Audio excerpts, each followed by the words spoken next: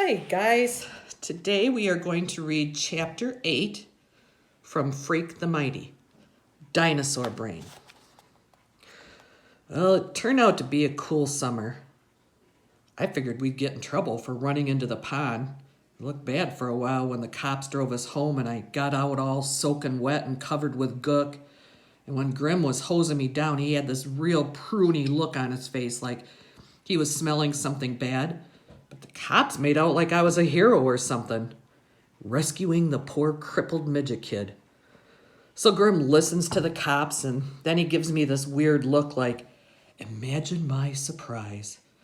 And he goes in the house and then Graham comes running out in her nightgown with this big fluffy towel and she really makes a fuss. Me rescuing Freak. What a joke, right? Except that's how it must have looked from a distance because they never knew it was Freak who rescued me. Or his genius brain in my big dumb body. Graham is there rubbing me with a towel and her hands are shaking and she's saying, "Oh, I saw those blue lights and I thought the worst." And Grim is behind her looking at me real intense and shaking his head and he's saying, "Well, who'da thunk it, Mabel?" Which is some kind of joke because Graham's name isn't Mabel. Anyhow, they take me inside and the first thing Graham does is give me a bowl of ice cream. And Grim, he just keeps shaking his head and he goes, "Well, what this young man needs is a cup of coffee. Real coffee." And then he gets busy putting the filter in the machine and measuring out the coffee and standing by while it drips through. And he's got this stern look like he's thinking deep thoughts. By the time I polish off the ice cream, Grim is handing me coffee in a china cup from the set they never use.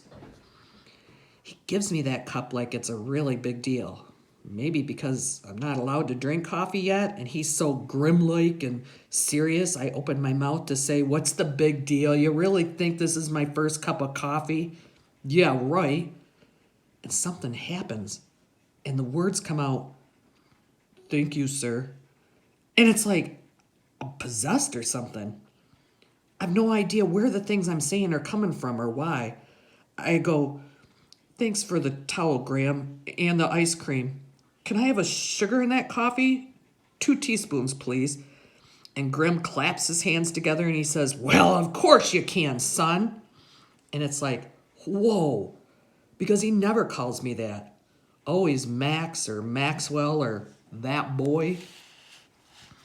Next thing, he's clearing his throat and coughing into his fist, and Graham is looking at the two of us, and she gets this Graham-like glow, like this is how it's supposed to be.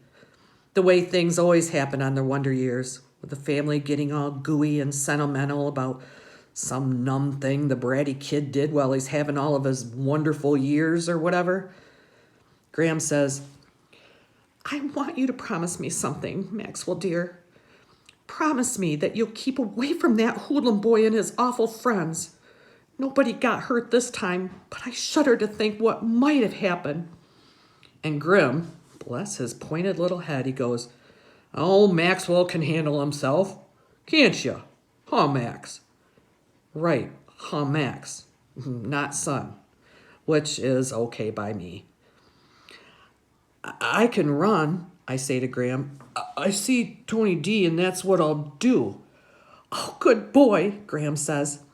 "I thought because, well, you're so much bigger than he is.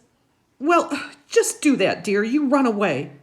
"He's not running away," Grim says, real impatient. "He's taking evasive action, avoiding a confrontation.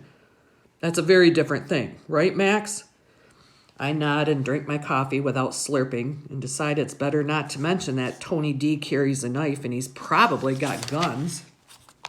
Guns too, because then Graham would only worry. And she's such a clunker when she's worried. Like I said, it turns out to be a really cool summer. Usually what I do is just hang around and look at my comic books and watch the tube or go shopping with Graham if she really makes a fuss. I hate the beach because the beach is stupid. The cool crowd looking sleek and tan and aren't we gorgeous? And because if you saw me lying on a blanket, you'd go, "Hey, why is this albino walrus wearing sunglasses?" I like that part. So mostly I just vegetate in the basement and pick my navel, to quote Grimm, Mr. Belly Button Lint himself. Freak changes all that. Each and every morning, the little dude humps himself over and he bangs on the bulkhead. Wonka, wonka, wonka. He may be small, but he sure is noisy. Get out of bed, you lazy beast. There are fair maidens to rescue, dragons to slay. Which is what he says every single morning, exactly the same way until it's like he's this alarm clock. And as soon as I hear the wonka, wonka, wonka of him beating the bulkhead, I know what's coming next.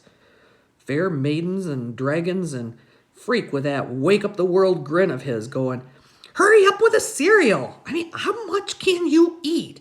You big ox, come on, let's do something. He's so full of everyday energy, you can practically hear his brain humming, and he never can sit still. Ants in the pants, I say one morning, when he's ready to yank the cereal bowl off the table. He's in such a hurry to do something, and he goes, what? And I go, you must have ants in your pants.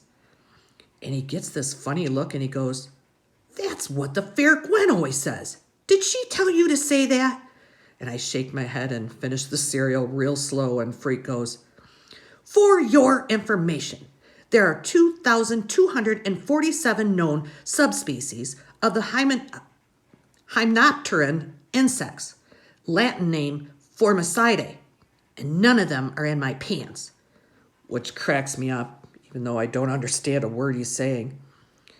I propose a quest, he says. We shall journey far to the east and see what lies there. By now I know what a quest is because Freak has explained the whole deal.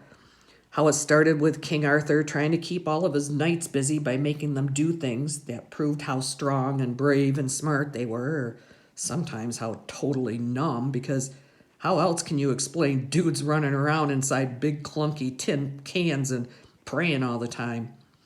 Which I don't mention to Freak because he's very sensitive about knights and quests and secret meanings.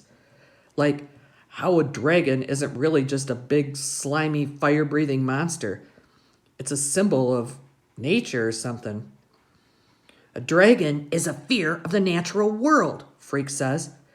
An archetype of the unknown. I go, what's an archetype? And Freak sighs and shakes his head and reaches into his knapsack for his dictionary. I mean, this is true. He really does keep a dictionary in his knapsack. It's his favorite book, and he pulls it out like Arnold Schwarzenegger pulling out a machine gun or something. That's the fierce look he gets with the book in his hands. Go on, he says, making me take the book. Look it up.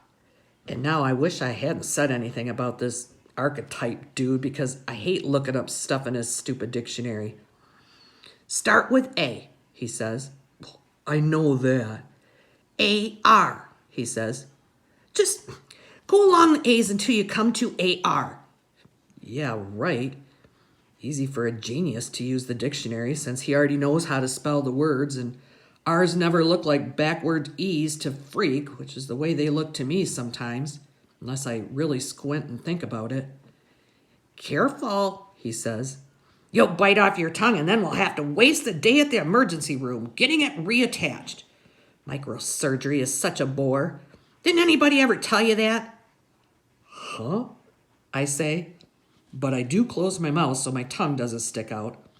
I'm still looking in the dictionary for archetype, and I'm looking for words that are underlined with red ink because that's what Freak does the first time he looks up a word. He makes a line under it, and you'd be amazed how many are underlined.